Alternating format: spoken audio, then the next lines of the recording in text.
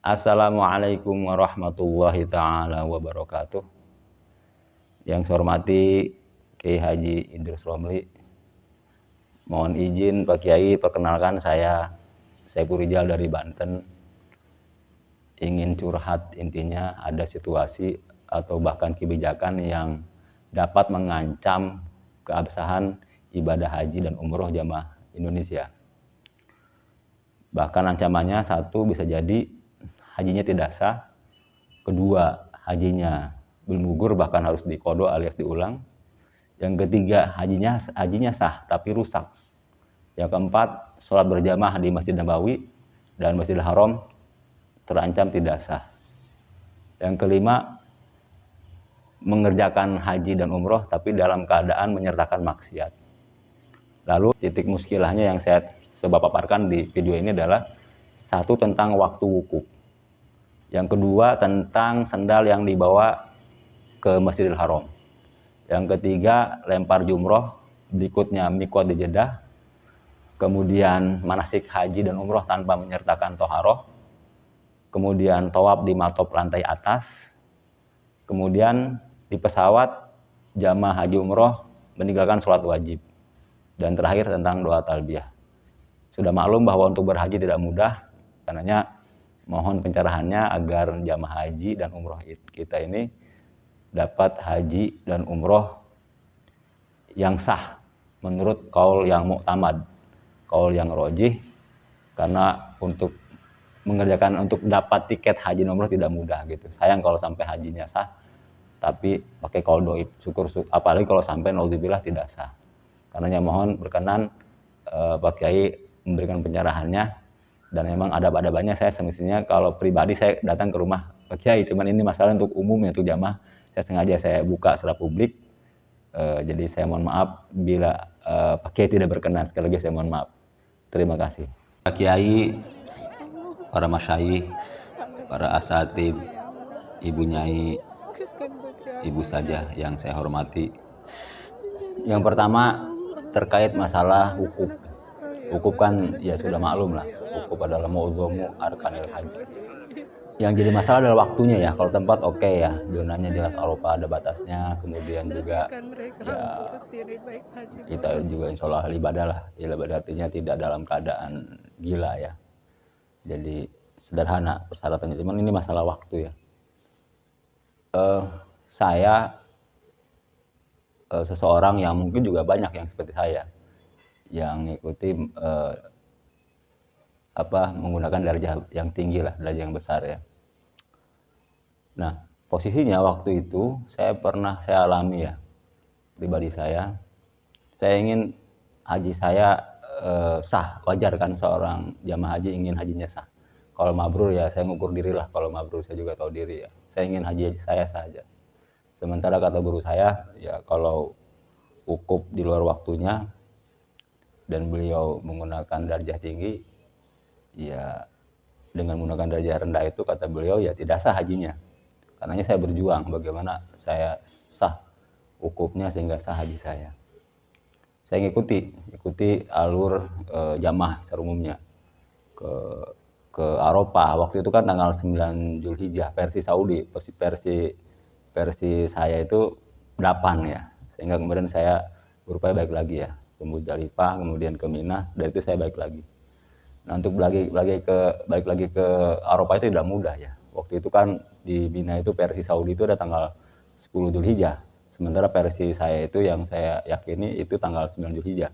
Maka saya balik lagi ke Eropa. Saya tayangkan ya tuh referensinya ada tuh di kitab ya di sini ya. Saya tampilkan video. Nah, untuk nyampe berjuang agar saya itu saya harus ngumpet-ngumpet gitu ya, seperti kriminal lah gitu kan. Jangan sampai ketahuan askar, ketahuan polisi gitu kan. Bahkan saya juga udah siapkan beberapa jawaban gitu kan. Kalau ada yang nanya polisi, jawabannya jarah aja lah, berkunjung atau jalan-jalan gitu. Kan nggak bohong, misalnya kan berkunjung kan ke mana, ke Jabal Rahmah. Saya berjalan sampai ke Raudhoh ya. Raudhoh itu yang di Mekah, bukan Raudhoh di Madinah maksudnya ya. Disitulah baru ada mobil, ada kendaraan, baru saya ke Arafah dengan rasa tegang ya. tegang, takut dideportasi misalnya. Nah, setelah sampai ke Arafah, saya langsung menuju ke Jabal Rahmah. Di sana mungkin ada terkumpul mungkin sekitar ya mungkin 200 orang lah. Ada juga beberapa orang dari Indonesia lah, ada juga dari beberapa negara lain gitu. Akhirnya saya wukuf asar sampai maghrib ya, mempertemukan siang dan malam, alhamdulillah. Dari situ kemudian saya ke Muzdalifah. Sempat juga ya saya dapat teguran ya, saya itu di masjid Muzdalifah, lupa namanya apa tuh. Untung saya nggak diusir, hanya diusir aja lah gitu kan. Ya kira-kira itulah, maksudnya orang seperti saya ini kan juga banyak di Indonesia. Model tahun kemarin ya, 2023 itu atau 1444 Hijriah itu, Saudi menetapkan lebih dulu kan lebaran hajinya kan. Artinya versi mereka itu tanggal 10 Zulhijjah, versi kita kan tanggal 9. Andai kata saya waktu tahun kemarin berangkat haji misalkan, kan saya mau tidak mau harus mengikuti jadwal Saudi kan. Tanggal 9 versi mereka, sementara versi kita Indonesia tanggal 8. Dan saya meyakini bahwa isbat Depag itu ya mumpuni gitu, sikoh gitu. Di sana juga bukan hanya Depag saja, ada Kemenak maksudnya. Ada juga dari NU, dari ormas-ormas yang mereka juga expert di bidangnya kan, ya punya ahli-ahli hisab gitu. Saya punya pedoman ke situ gitu. Nah, ketika misalkan saya ke sana waktu itu kan, saya yakini bahwa itu masih tanggal 8, kan jadi nggak sah itu. Wukufnya gitu kan. Atau misalkan saudara-saudara kita yang menggunakan darjah kecil ya, misalkan diwajibkan oleh pemerintah Lebaran Idul Fitrinya adalah misalkan tanggal hari Senin misalkan ya. Sementara mereka berpedoman bahwa hari Minggu sudah masuk Lebaran Idul Fitri. Nah, ketika mereka dipaksakan lebarannya hari Senin, berarti kan hari Minggu masih puasa tuh. Kan menurut mereka itu haram kan? Mereka sudah beranggapan bahwa itu tanggal 1 Syawal gitu. Kan pola pikirnya seperti itu kan. Tapi kok maksud saya kok pola pikir itu hanya di Indonesia gitu. Kok ketika ke Arafah itu, ke Mekah, pola pikir seperti itu kok jarang gitu, jangan berkembang gitu. Jadi saya langsung copy paste aja dan ngikutin pemerintah Saudi gitu. Ya saya juga berpikir ini kan pakai ilmu ya, saya ngaji juga, kemudian juga buka beberapa kitab ya. Ya ini masalah besar menurut saya, masalah besar. Ketika wukufnya gagal kan automatically kita diwajibkan untuk tahalul ya, motong kambing, kemudian adalah beberapa urutannya kan. Setelah itu juga kita wajib mengqadha pada tahun berikutnya. Kemudian misalkan saya gagal ya, atau seseorang gagal ya dalam hal wukuf, misalkan tidak sah, dia daftar lagi tuh, nunggu lagi kan waiting list 20 tahun misalkan, dia berangkat lagi kan. Ketika berangkat lagi tetap sama juga kondisinya seperti itu, nggak berubah. Jadi nggak ada jalan keluarnya nih, katanya sih dari semenjak 1920 Saudi itu menerapkan darjah kecil gitu ya. Ya monggo saja, saya sih nggak mau ingin masuk ke domain wilayah mereka ya. Mereka juga punya penetapan sendiri, punya ijtihad sendiri. Monggo, tapi kami ini yang punya keyakinan dengan darjah besar, ya tolonglah dikasih kesempatan gitu, diperbolehkan untuk wukuf sesuai keyakinan jadwal kami gitu kan gitu. Dan yang orang seperti saya ini banyak, teman-teman saya juga ingin melaksanakan wukuf sesuai jadwal yang berlaku di Indonesia ya, penetapannya itu. Tapi mereka nggak berani, takut dideportasi gitu kan. Kalau deportasi kan urusannya ribet, akhirnya hajinya juga nggak selesai kan. Dia tidak bisa melaksanakan ifadah, sa'i dan seterusnya gitu. Jadi ini dilema gitu menurut saya. Barangkali para masyayikh, para ustadz, para kiai ada solusinya gitu kan, atau ada akses ke pemerintah, bisa disambungkan lagi kemudian ke pemerintah Saudi agar diusulkan, agak ada kebijakan lah, ada toleransi untuk orang-orang yang seperti saya ini gitu ya, yang bermadzhab Syafi'i, dan saya yakin di Indonesia ini cukup mayoritas gitu itu terhadap wukuf gitu ya. Jadi sedangkan wukuf kan ya jelaslah pangkalnya ya, ibaratnya sasis atau nomor mesinnya haji itu ya wukuf gitu. Mudhu muarkanil haji ya, jadi saham tunggalnya haji ya wukuf gitu. Jadi harus benar-benar benar-benar apik lah gitu kan. Jadi ini hanya terkait waktu ya, tapi itu sangat penting sekali gitu kan, karena menyangkut keabsahannya wukuf, maka juga terkait dengan keabsahannya haji. Sedangkan orang untuk haji tidak mudah. Mungkin ada yang jual sawah, kemudian ada juga yang ya samalah ngantri yang 20 tahun, 25 tahun, ada bahkan juga di atas 30 tahun gitu. Nah juga kasihan juga mereka kalau sampai kemudian mengalami hal seperti saya ini gitu. Para kiai, para masyayikh, para asatid, ibu nyai, ibu saja yang saya hormati. Kemudian yang kedua masalah ini, kebijakan pemerintah Saudi sudah mungkin ada sekitar 20 tahun lah kurang lebih ya. Sendal harus dibawa gitu kan, atau sendal tidak ada tempat sendal di Masjidil Haram. Nah, ini kan juga jadi rumit gitu kan. Sendal itu kan juga tidak serta-merta itu pasti dokumen suci kan. Bisa jadi kita di depan itu menginjak kotoran burung ya, yang cukup banyak burung depan itu kan sebelum masuk area Masjidil Haram. Saya di sini konteksnya menggunakan qaul mu'tamad atau qaul roji ya. Itu kan ketika ada salah satu yang basah, sendalnya basah atau kotoran burungnya yang basah kan, berarti kan bernajis sendal itu kan. Ketika bernajis dimasukkan ke tas gitu kan, atau misalkan bisa jadi di kamar mandi dia misalkan jorok kena ya misalkan percikan limbah manusia misalkan ya, baik air kencing ataupun apa misalkan, kan lebih parah lagi tuh. Nah, saya ngalami sendiri ketika setiap kali saya mau masuk Masjidil Haram, saya coba bersihkan sendal itu gitu. Kan saya berpikirnya moderat, 50-50 lah. Ini sendal ini yang saya pakai kemungkinannya dua, bernajis atau tidak gitu kan. Maka ikhtiaton saya bersihkan tuh di atas tempat sampah kan, misalnya ada tempat sampah tuh kalau mau masuk masjid tuh bersihkan. Itu banyak orang ngeliatin saya aneh gitu. Dan yang saya tahu ya walalam ya mungkin saya terbatas ya. Yang melakukan itu hanya saya gitu, maksudnya saya belum pernah lihat yang lain. Saya juga jadi unik, saya kok jadi aneh juga kok saya doang gitu kan ya. Padahal saya juga pakai ilmu juga, maksudnya itu tidak ngasal gitu kan. Dari rujukan yang saya pahami, karena untuk sholat sah kemudian tawaf sah kan harus suci dari najis kan, saya bersihkan itu kan dengan standar fikih. Saya masukkan tas dalam. Berikutnya, ini kan Masjidil Haram bukan masjid sembarangan gitu, masa sih jangan sampai ada orang ke dalam masjid bawa najis gitu kan, gimana gitu loh. Kita juga harus menjaga muruah ya wibawa Masjidil Haram gitu. Jadi saya mohon kalau berkenan ya para ustadz, para masyayikh, para alim ulama coba mengusulkan ke pemerintah gitu yang punya akses, agar pemerintah RI mengusulkan pada pemerintah Saudi untuk membuat sterilisasi najis gitu. Jadi biasalah seperti ada kolam gitu kan, setiap orang mau masuk ke sana mesti mau tidak mau melewati kolam itu dengan sendalnya kan. Nah setelah itu baru kan sendal itu basah, baru disiapkan blower gitu untuk mengendalikan sendal sehingga sendal masuk ke tas dalam keadaan kering.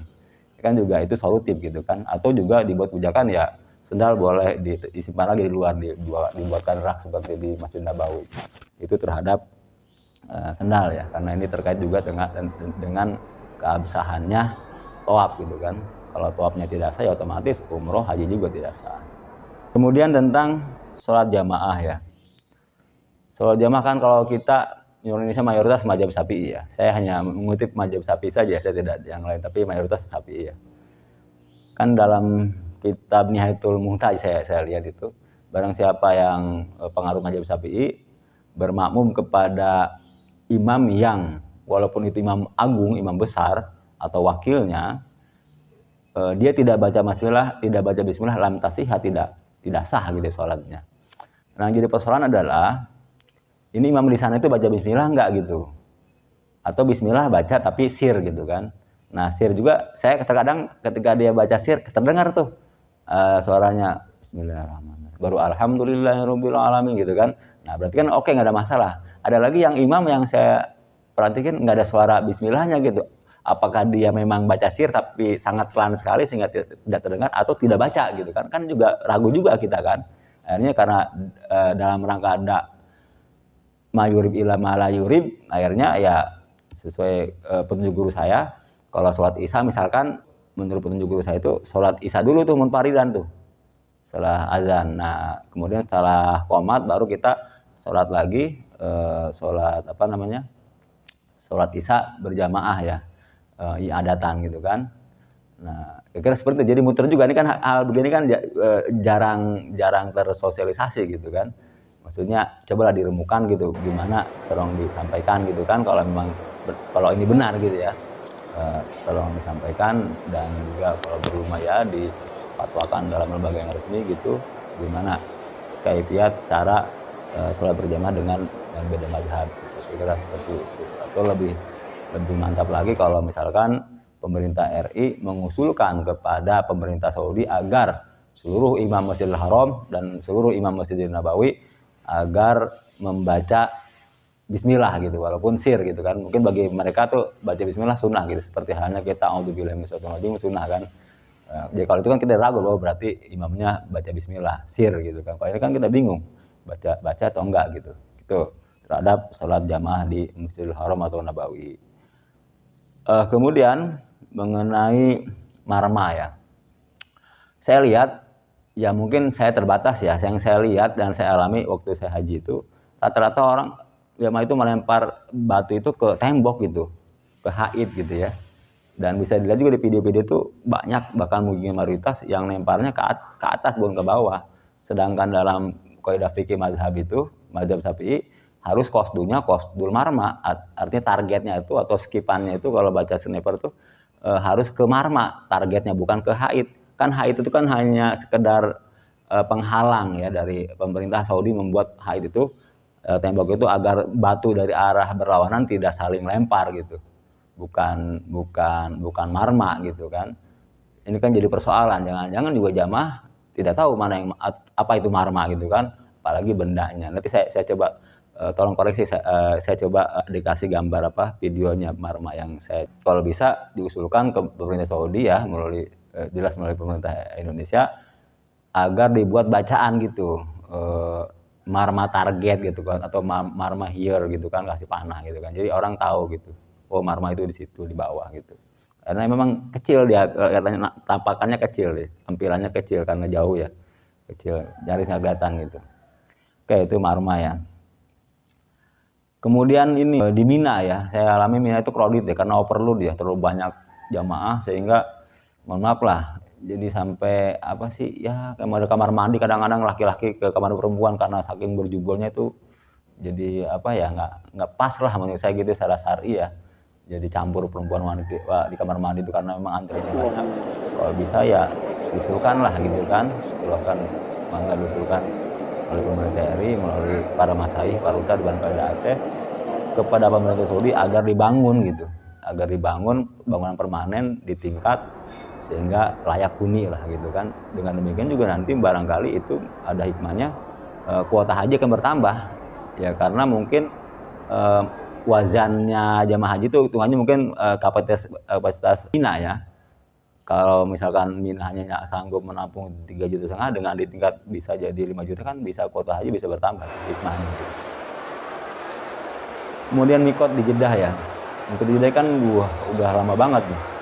Dari tahun 70 kan, tahun 70 kemarin kan masih menggunakan kapal laut. Kapal laut kan rutenya beda dengan kapal udara. Jangankan beda kapal laut dengan udara ya, dengan kapal udara ya. Mobil saja kan ketika lewat tol dengan lewat non tol, tidak di luar tol, itu kan beda rutenya gitu kan. Nah, ini tolong saya koreksi kalau salah ya. Yang saya tahu mikot itu udah 5. Kita Yalamlam, kita jelas kita termasuk Yaman, mikotnya Yalamlam di daerah ini. Jadi saya bicara yang ini ya, yang gelombang kedua ya, yang langsung ke Mekah gitu kan. Nah, ini kan jelas di pesawat itu sudah diumumkan bahwa kita akan melewati Yalamlam gitu kan. Jelas itu, baik kita menggunakan pesawat Saudi Airlines, menggunakan Garuda, menggunakan Lion, menggunakan pesawat apapun tetap sama situ gitu. Berarti jelas bahwa kita melewati Yalamlam. Jadi kalau saya ya di Yalamlam itu di atas pesawat saya bermikot ya. Walaupun mungkin itu kondisinya paling 10% pesawat itu ya. Saya sudah sampaikan, mereka nggak percaya. Pokoknya mah kata orang tua dulu juga itu di Jeddah gitu. Ya kan? Sedangkan yang saya tahu 5 ini ketika misalkan kita tidak melewati saja yang 5 ini, tapi ada yang terdekat, maka kita ngambil mikot yang terdekat kan gitu. Kalau ini kan jelas terlewat gitu. Jadi tidak bisa menggunakan mikot alternatif. Kan ada mikot alternatif tuh. Pasti dalam video itu dikatakan fa'ilam yuhaidi syai'an ahrama marhain min Mekah gitu. Kalau nggak melewati sama sekali baru kita berihram 2 marhalah dari Mekah gitu. Di antaranya Jeddah atau dimanapun lah, pokoknya 2 marhalah gitu kan.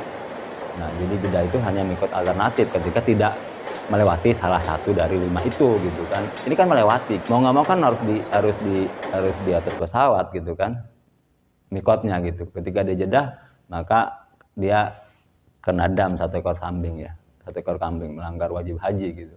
Sedangkan kondisinya kan dari tahun 70 ini, berapa juta orang yang harus bayar dam kambing gitu kan. Ini maksudnya tolong dibahas ya, maksudnya bener nggak kabar saya ini kan, mungkin terjadi perdebatan, monggo aja silahkan, tapi ini harus ada jalan keluar gitu. Jadi dengan alasannya ketika dijeda itu orang tua dulu juga begini dijeda ya, mungkin orang tua dulu itu konteksnya naik perahu itu kan, naik perahu kan beda ininya rutenya, dan jeda itu kan luas, bukan kecil gitu ya, luas sekali jeda itu, mungkin bisa sebesar Kalimantan Selatan mungkin, atau besar lah, jeda itu besar sekali ya.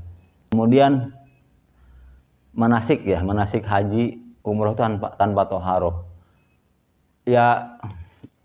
Ya betul sih, judulnya memang kita mau hajian mau umrohan gitu kan, tetapi itu tadi ada kaidah malayatimul wajib illa bihi fawajib, tidak sempurna satu pekerjaan kecuali oleh pekerjaan itu maka pekerjaan itu menjadi wajib. Kita diwajibkan untuk sholat tidak sah tanpa wudhu, maka mau tidak mau kita harus wudhu.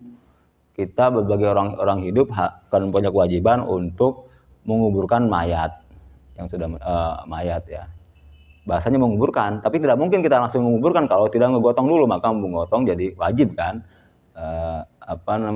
Al-amru bisyai' amrun biwasailihi gitu kan, perintah sesuatu maka ada perintah juga untuk sebagai perantara yang menghantarkan kepada perkara itu. Nah, jadi kalau bisa yang punya akses usulkanlah kepada pemerintah agar manasik haji umroh juga disertakan manasik toharohnya gitu. Kita jangan terlalu husnuzon bahwa semuanya ini bisa semua, toharohnya belum tentu juga. Karena yang saya tahu yang masih mau ngaji ya di pengajian di kampung-kampung itu, baik bapak-bapak ibu-ibu di majelis taklim itu hanya sedikit gitu, nggak banyak gitu. Dan trennya sekarang kan orang yang haji atau umroh kan yang punya uang, bukan yang bisa ngaji gitu. Dulu kan rata-rata orang-orang ulama lah, orang-orang yang ngerti agama baru haji gitu. Sekarang beda trennya. Kalau bisa usulkan itu, bahkan kalau kata Syekh Ibnu Ruslan, beliau berkata wakul man biguri ilmin ya'malu amalu mardudatun la tuqbalu. Setiap orang yang tanpa ilmu dia mengamalkan suatu amalan, maka amalannya jelas tertolak.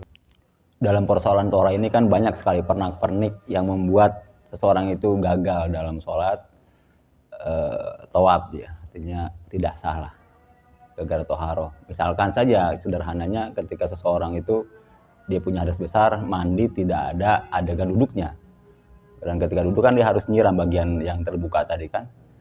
Ketika dia tidak melakukan itu maka kan tidak sah mandi junubnya. Ketika mandi junubnya atau mandi hadas besarnya tidak sah, automatically berarti dia masih berstatus punya hadas besar kan, otomatis tidak sah sholatnya, juga tidak sah tawafnya tidak sah, otomatis juga merambat kepada tidak sahnya haji dan umroh. Atau dia misalkan wudhu pakai air mustama, makanya adalah sebuah kemestian agar toharoh itu menjadi paket yang terpadu dengan manasik haji gitu. Dia harus sejalan sepadan kira-kira gitu. Jadi kalau bisa ya usulkanlah agar ada juga paket toharoh dalam bimbingan manasik tadi gitu. Kemudian jadwal lempar jumroh ya. Jadwal lempar jumroh yang saya tahu baca di kitab itu ba'da zawal gitu, sampai ghurubiha, sampai menjelang maghrib lah gitu kan. Katanya ya pokok ilal fajri ya. Dakil mengatakan sampai subuh gitu kan. Nah, sementara Indonesia dapat jadwal dengan negara Asia Tenggara yang kira-kira badannya sama lah, seimbang, sepantaran itu, dapatnya pagi hari gitu. Nah, ini kalau dari mana gitu? Saya mungkin terbatas ya, bukan berarti nggak ada. Saya terbatas gitu. Jadi yang pada maghrib saja bahasanya rendah sekali, kila ya, bahasanya kila di situ. Tapi walaupun kira api ada pendapatnya gitu, saya baca gitu ada. Kenapa nggak diusulkan saja agar jamaah haji Indonesia dapat jadwal untuk Romul Jamarotnya, lempar jumrohnya itu pada maghrib atau pada isya, suasananya juga udah sepi kan, mereka sudah selesai semua dan dingin adem gitu kan, lebih enak lah, lebih fresh gitu, lebih fresh. Kemudian nanti pas hari ketiga ya, atau di hari tasyrik yang ketiga itu kalau nafar sani kan bisa kita menggunakan waktu ba'da zuhur. Karena apa? Karena rata-rata jamaah itu kan udah mulai mengosong tuh di nafar awal itu. Bahkan saya dengar itu saya pernah baca di Gunyah ya, kitab karangan Tuan Syekh Abdul Qadir ini ya, ada RT-nya Tarekat Qadiriyah. Beliau kan mazhab Imam Ahmad. Kalau nggak salah mazhab Imam Ahmad tuh tasiknya cuma 2 hari gitu. Kalau kita kan 3 hari gitu. Jadi relatif ini kosong gitu. Jadi pas hari ketiga bukan malam tapi pada zuhur gitu. Tapi ya kira-kira gitu solusinya ya. Jadi setelah zuhur atau mau asar baru kita menuju ke Mekah atau ke hotel. Kemudian untuk 2 talbiyah ya. 2 talbiyah ini kan memang sunnah ya, tapi maksudnya walaupun sunnah kan lebih bagus kalau dibaca dengan sesuai qiraat gitu. Yang saya dengar ya mungkin juga ini juga yang lain mendengar juga ya. Tidak sesuai qiraat gitu, maksudnya nggak enak aja gitu. Maksudnya bagusnya kan sesuai qiraat gitu. Seperti innal hamda waqaf gitu kan. Wa ni'mata lakal mulk kan semestinya kalau sesuai qiraat kan kalau mau berhenti innal ham wa ni'mah gitu kan. Lakawal mulk gitu kan, atau labbaik Allahumma labbaik kan aturan kalau sambung labbaik Allahumma labbaik gitu. Maksudnya kaidahnya itu maksudnya biar pas lah gitu, enak ya. Kalau saya sih baca begini nih, mohon dikoreksi nih para ustadz, para kiai, para masayikh. Labbaik Allahumma labbaik, labbaik la syarika laka labbaik, innal hamda wan ni'mata laka wal mulk la syarika lak. Kira-kira gitu, walalam ya, maksudnya tolong dikoreksi. Kemudian tentang matop ya, matop yang di atas ya, tempat tawaf yang di atas itu kan lingkarannya jauh ya. Dia enaknya memang sepi ya, nggak terlalu padat. Cuma kendalanya kan tawaf itu kan bahu kiri kan harus tetap terarah ke arah Ka'bah nih. Sementara Ka'bah itu kan kalau di atas jadi mengecil karena dia jauh ya, mengecil gitu. Kan nggak mungkin kita leher kita gini terus, kadang-kadang kita ada ke bawahnya kan. Biasanya kalau cenderung kalau orang jalan itu kan ke bawah biasanya, kecenderungannya ya, naturalnya kan seperti itu. Kalau bisa diusulkan ke pemerintah Saudi agar ada tanah panah gitu. Jadi tanah panah walaupun kita tidak melihat ke Ka'bah, agar menjaga posisi ini tetap ada tanah panah gitu. Oh, tanah panah Ka'bah ke arah sana panah. Jadi setiap 2 meter tanah panah, setiap 2 meter tanah panah gitu. Jadi walaupun kita nggak melihat Ka'bah, jadi posisi aman lah, kira-kira gitu, posisi aman. Karena ketika misalkan dia bergeser sedikit aja, misalkan di tawafan yang kelima misalkan, kan maka tawaf yang kelima itu kan menjadi tidak sah gitu kalau dia bergeser tidak mengarah ke Ka'bah. Nah, ketika 5 kemudian selesai dia 7 tawafan, sementara ada 1 yang nggak sah, berarti kan hanya 6 hitungannya. Ketika 6 ya berarti kan nggak sah juga tawafnya, nggak sah tawafnya ya umrohnya nggak sah, hajinya nggak sah. Kemudian pesawat kalau memungkinkan pesawat yang ngangkut jamaah haji dan umroh itu ada musolanya lah gitu kan, ada musolanya. Cuman masalah teknisnya air jelas susah lah, nggak mungkin jam wudu di situ di pesawat. Kalau pakai tayamum, pakai tanah ya tayamum ya, itu aman nggak buat mesin kendaraan, berbahaya nggak? Kalau nggak berbahaya kan bisa juga pakai tayamum. Karena apa? Karena begini, ini kan ketika jamaah umroh itu berangkat ke sana, ke Mekah gitu kan, ke Tanah Suci, pulangnya kan mesti ada 2 sholat yang tertinggal, termasuk juga jamaah haji ya, yang lain juga jelas otomatis lah, pulangnya itu akan ada beberapa sholat yang tertinggal. Kalau niatnya dia sunnah, sementara sholat yang fardu yang wajib itu wajib hukumnya, kan nggak mungkin berbenturan mengalahkan yang wajib, sunnah itu nggak mungkin. Makanya kalau kata guru saya itu dikonversikan niatnya dalam bentuk niat wajib gitu. Jadi niat kesana itu dalam rangka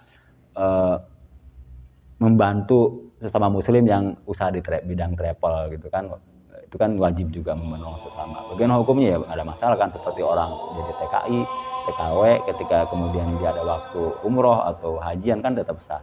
Atau bisa juga dengan niatkan misalkan niat haji umroh pertama umroh wajib misalkan, atau bagi haji yang kedua qada dan seterusnya lah. Seperti halnya misalkan kita berdehem di dalam sholat, kan ketika berdehem dalam sholat kan itu membatalkan sholat gitu. Tapi ketika dia berdehemnya dalam rangka menunaikan yang wajib, rukun qauliyah seperti Fatihah, biar Fatihahnya makharijul hurufnya keluar, biar fasih, kan nggak membatalkan gitu, karena ada membela yang wajib tadi gitu.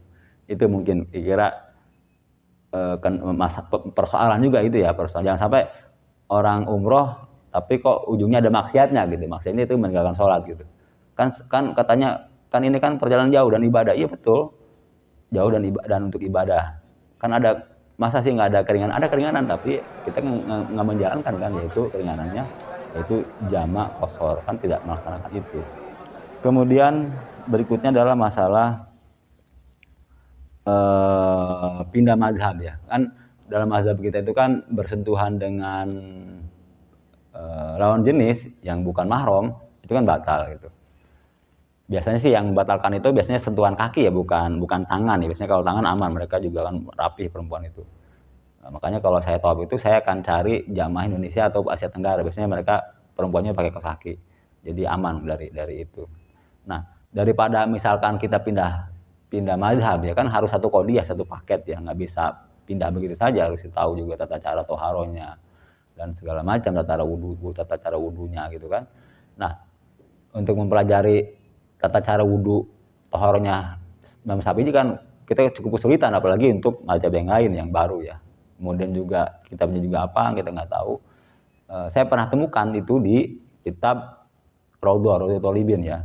Kalau nggak salah bahasanya begitu, wa in taqidu wudu'ul malmus wudu'u ghair amdin bi ghairi syahwatin fi sahih gitu kan. Jadi batal wudunya orang yang disentuh, yang tersentuh gitu ya, orang yang nyentuh tanpa syahwat. Kemudian yang tadi fi sahih gitu, jadi batal wudunya itu batal, tapi fi sahih ujungnya fi sahih. Berarti kalau fi sahih itu kan tidak 100%. Artinya tidak jazman atau tidak qat'an. Kalau jazman qat'an jelas bila khilafin ya. Berarti kalau pesawat itu dalam mustalah fikihnya itu berarti ada ulama minoritas yang mengatakan tidak batal gitu. Nah, itu saya pakai gitu kan. Saya pakai walaupun itu qaul dhaif tapi rajih min haisul waqi, karena kita sulit sekali menghindari itu gitu. Karena kalau misalkan gara-gara itu kemudian misalkan jamaah itu harus wudu lagi gitu kan dia akan tertinggal oleh jamaah, belum itu juga dia tahu pulangnya kan, atau jamaahnya nunggu juga madorot juga kan gitu kan. Bisa pakai qaul dhaif tadi ya, karena ini kepepet ya, bukan ini karena keadaan lah, bisa mungkin dipakai kan qaul dhaif itu. Tapi kalau kentut kan jelas itu mah udah qat'an ya, dilahilapin harus wudu lagi kira gitu. Itu masalah pindah mazhab gitu. Jadi tidak semudah itulah kalau menurut saya, harus satu qadiyah. Kalau setengah-setengah bisa talfik. Oke, saya sekali lagi mohon pencerahannya, mohon koreksiannya, mangga ditanggapi gitu ya. Mudah-mudahan ini bukan masalah saya gitu ya, ini masalah kita semua ya, terutama jamaah haji dan umroh Indonesia gitu. Dan mohon berkenan ya, semestinya saya yang telepon ya, cuman kan saya nggak tahu nomor teleponnya ya para ustadz, para kiai, para masyayikh. Nah, mungkin saya cantumkan telepon saya di sini ya gitu kan. Mungkin saya mungkin bisa belajar lebih banyak lagi lah gitu, minta pencerahannya gitu kan. Mangga mau dibahas di video juga biar lebih umum, biar orang tahu juga, mangga silahkan gitu kan ya. Nah, ini juga apa yang saya sampaikan jangan jadikan pedoman gitu, ini hanya sekedar blueprint lah kira-kira begitu. Kira-kira itu. Sekali lagi saya mohon masukannya, bimbingannya, sekaligus juga memang saya sampaikan melalui video ini agar seluruh masyarakat jamaah haji umroh ini bisa mengetahui bahwa ternyata ini loh ada persoalan gitu. Barangkali jamaah sekalian bisa tanyalah kepada guru-gurunya agar lebih paham, lebih detail lagi pemahamannya gitu. Dikira itu mohon maaf atas segala kehilapan, kekurangan atau kata-kata yang tidak berkenan. Allahumma fiqillah wa Assalamualaikum warahmatullahi taala wabarakatuh.